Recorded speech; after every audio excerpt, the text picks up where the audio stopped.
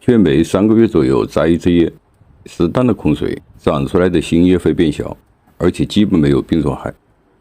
看看这些树叶是不是很健康？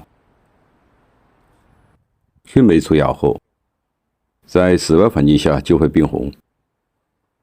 出芽变黄，是树桩缺少花青素，补充点硫酸亚铁，增加盆土的酸性就会改变。曲霉在入冬前修剪一次，控制它的生长，把这些过长的枝剪短，剪出空间，形成树势，产生动感，增加它的观赏性。对这本曲霉造型，没设正反面，从2面去修剪造型，会更加突出这个过桥连根的特点，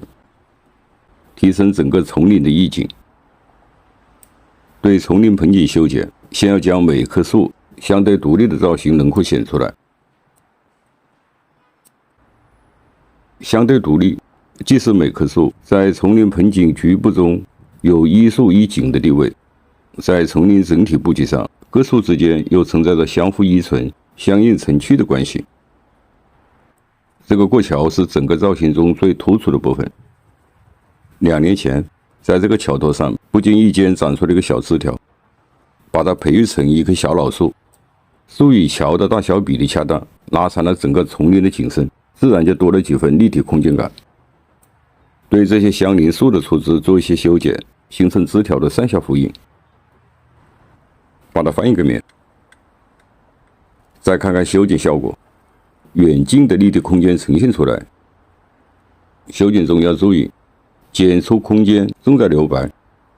这与中国画留出想象空间，形成的立体化是一个道理。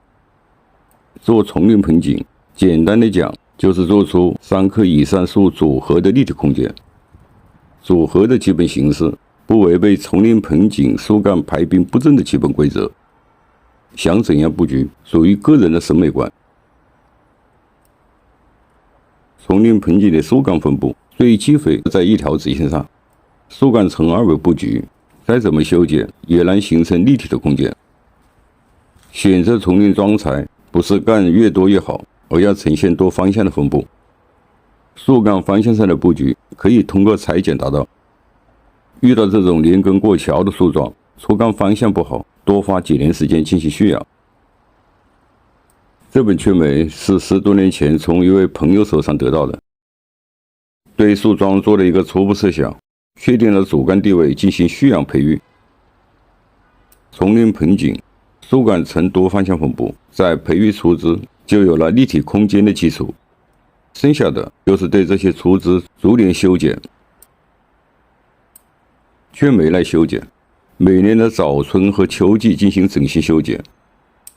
其他的时间对它进行放养管理，剪掉过长多余的枝条。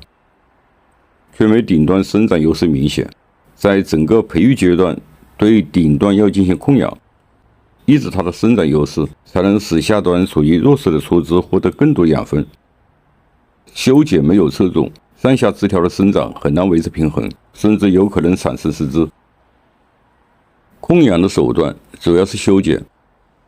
像这种枝在针簇中生长会夺取更多的养分，剪短会抑制它的生长，收枝闭芽，达到更好的承袭效果。曲霉出枝达到蓄养过渡，就要剪短，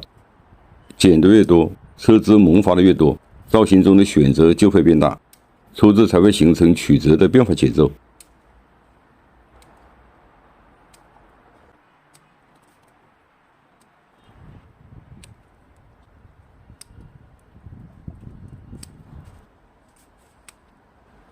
剪掉这个上行枝，改变出枝的方向，按上下比例剪短，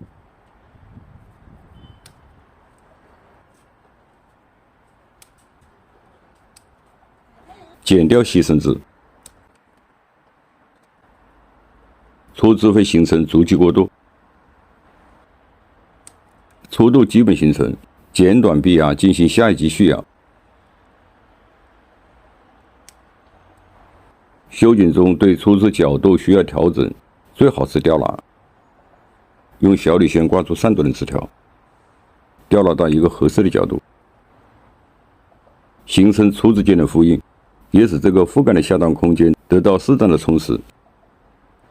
盆景做任何一种造型都有一定的目的，要达到的目的就是意境。这盆丛林盆景主副2束隔河相望，寓意中有几分凄婉，但得到更多的是山野景色中的幽深和静谧。我是三九弄茶，感谢您的收看，下期见。